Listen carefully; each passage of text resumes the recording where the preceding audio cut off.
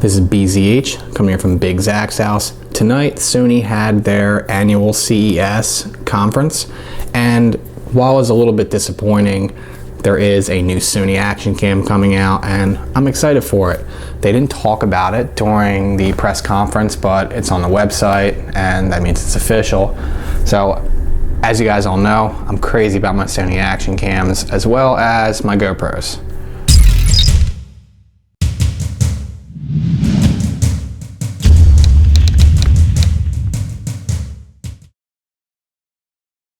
While the new Sony Action Cam does have a lot of pros, it does have a couple cons, but I'm going to go over the pros first. So the biggest pro is that the camera will now have a much different size and shape than you see here in the 4K Action Cam that I have here. So the new Sony Action Cam is going to have a more square design. It's also going to go from the white camera, it's going to now be black. But the most important thing is that it's going to now come with a new case. So it's going to have a case similar to the GoPros.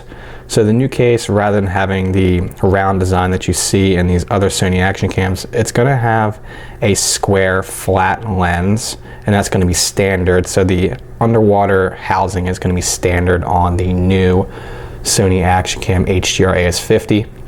I'm really excited about that. It's about time that they did that because their underwater footage really is pretty shitty with their other cameras unless you spend the extra money to buy the case. So I'm really happy, and with that being said, it's also now going to be able to film underwater at 197 feet, which is an improvement from the older models. The other physical feature that I find to be really important and pretty neat with the new camera is that when you're filming with all the other Sony Action Cam models, when you hit the record button, there's only one red light that I see. So it's on the back here. So if I wanted to start recording, the red light would only be on the back. And when I'm playing hockey or doing sorts of things, I'm not always sure. I always have to ask somebody, hey, am I recording? Am I on? So with the new Sony Action Cam HDR AS50, there's going to be multiple points on the camera that's going to have red lights. And I think that's really cool, and it's really going to help out people when you're filming and you're not sure if your camera's on or your camera's off. It is a shitty feeling when you don't know. So I really do like this new physical feature with the new HDR AS50. The other new physical feature in the Sony Action Cam HDR AS50 is that it's kind of a built-in tripod hole, and it's kind of similar to the old ones, but it's definitely a lot better. You don't have to use the old accessories. So with the old Action Cams, you have to actually put a tripod housing into the camera in order to put it into the tripod, and you no longer have to do that, so it eliminates the need for an extra accessory to hold around and to carry around with you. My impressions of the camera so far are that the physical characteristics of the camera are the big improvements to the camera, not so much the new specs or what the camera has to offer.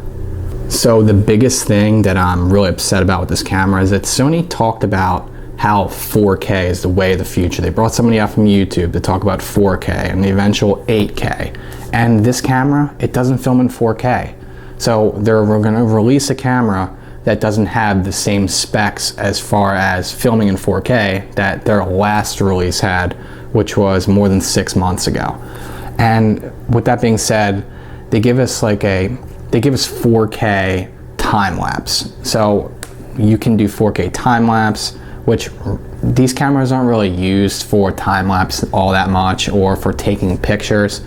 So it's like a consolation prize. We get 4K time lapse, but we can't film in 4K. So I'm definitely upset about this, but it gives Sony room to grow in the future, so they can sell us a camera for $399 now, and then a few months down the road, 6 months down the road, they can deliver a new, and it'll probably be the HDR AS55 or something, and it'll offer 4K. So I'm definitely upset that we don't get 4K with this camera, that they're giving us 4K time lapse. It really isn't that big of a deal. So this is the biggest con with the camera, and is the pretty much only turnoff that I have so far.